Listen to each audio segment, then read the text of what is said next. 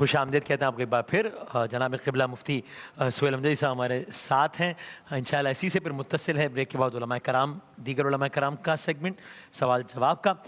قبلہ ارم علی صاحبہ ہیں کراچی سے، کہتی ہیں اللہ نے مجھے مال و دولت سے نوازا ہے، خوشحال ہیں، لیکن مستقبل میں غربت کا خوف ہے کہ کہیں میرا مال مجھ سے چھن نہ جائے، اور اس خوف نے مجھے کنجوس بنا دیا ہے، بلکہ ایک قسم کا لالچ میرے دل میں پیدا ہو گیا ہے، جبکہ میں جانتی ہوں کہ مال یہیں رہ جانا ہے۔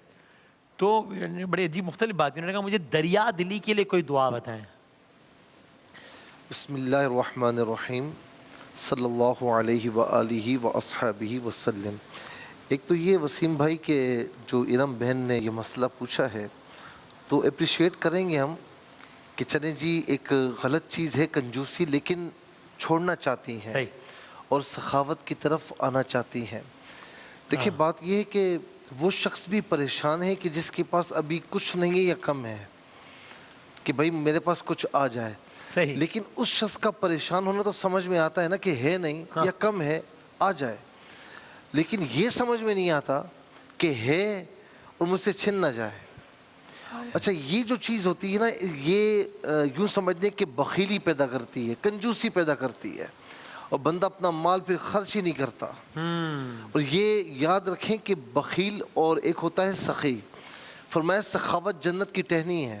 ہاں بندہ اسے پکڑ لیتا ہے تو بالآخر یہ سخاوت اسے جنت میں لے کر جاتی ہے۔ اتنی بڑی بات ہے جی۔ اور بخیل جو ہے نا، بخیلی بخل، فرمایا کہ یہ جہنم کی ٹہنی ہے۔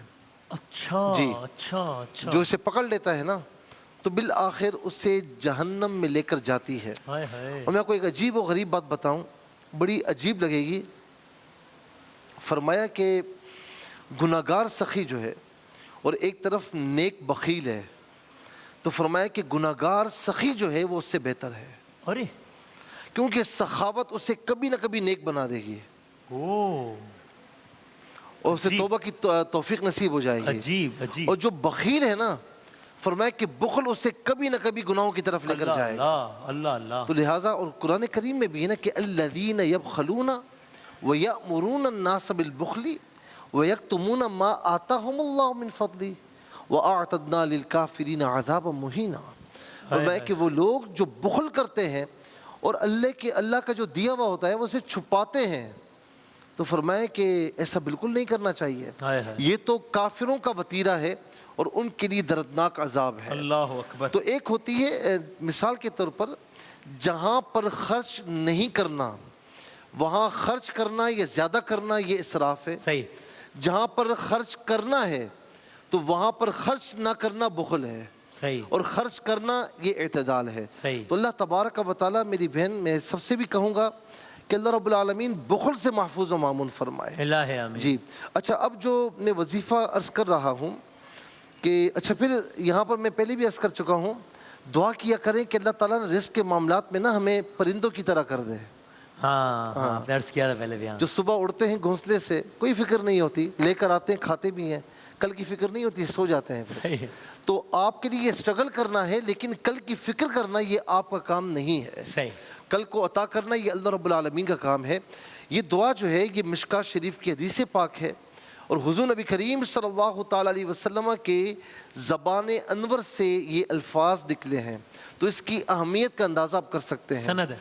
اللہم انی اعوذ بک من طمع یہدی الی طبع، اللہم انی اعوذ بک من طمع یہدی الی طبع۔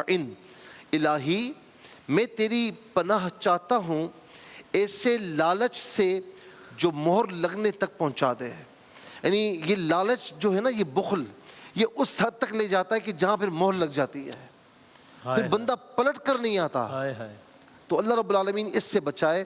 میری بہن نماز آپ پڑھتی ہوں گی، یقیناً ہمارا اچھا گمان ہے، اور یہ جن لوگوں کے ساتھ یہ معاملہ میں ان سب سے کہہ رہا ہوں کہ نماز کی پابندی کے ساتھ نا یہ کلمات صبح و شام 7 مرتبہ پڑھ لیں۔ अब सुबह फजर की नमाज के बाद पढ़ते हैं या जब उठते हैं तब पढ़ते हैं, वो आपकी मर्जी है। सही। नमाज के बाद पढ़ लें बहुत अच्छा है। सुबह शाम 7 मरतबा पढ़ लें, अव्वल आखिर 3 बार दुरूद शरीफ के साथ। अल्लाह रब्बुल आलमीन इंशाअल्लाह आपसे लालच को दूर फरमाएगा, बुखल को दूर फरमाएगा और इंशाअल्लाह आपको सखावत भी अता फरमाएगा और रिस्क के दरवाजे भी आपके लिए खोलेगा। और एक नाम है अल्लाह ताला का फत्ताह, बहुत ज़्यादा खोलने वाला, ठीक है ना। हम किसी बंदे से कहते हैं कि यार कोई रास्ता खोलो ना यार, ठीक है ना, और बंदा ज़रा ताकतवर हो तो वो अच्छे रास्ते खोल देता है। ये तो हम उसकी बारगाह में कह रहे हैं कि जिसकी ताकत का अंदाज़ा ही नहीं है, ठीक है ना। तो हम उसकी बारगाह में कह रहे हैं या फत्ताहू, ए रहमतों के दरवाज़े, ए रिस्क के दरवाज़े, ए जवाब के दरवाज़े, ए तमाम नेमतों के दरवाज़े खोलने वाले, मुझ पर दरवाज़े खोल दे। तो या फत्ताहू, ये दिन में किसी भी मरतबा किसी भी वक्त 11 मरतबा इसको पढ़ लें, रोज़ाना का मामूल बना लें। अल्लाह रब्बुल आलमीन इंशाअल्लाह गैब से आपके दरवाजे खोलेगा। इलाही आमीन इंशाअल्लाह। जज़ाकल्लाह जज़ाकल्लाह, बहुत नवाजिश। एक वक्फा लेते हैं, उलमा कराम तशरीफ़ ला चुके हैं, नशिस्त करते हैं इंशाअल्लाह। आपने जो हमारे टेलीफोन नंबर पे सवालात भेजे हैं और आज आप जितना आप ट्विटर पे भेजेंगे उसमें जो दामन वक्त में गुंजाइश हुई उस हिसाब से इंशाअल्लाह वक्फे के बाद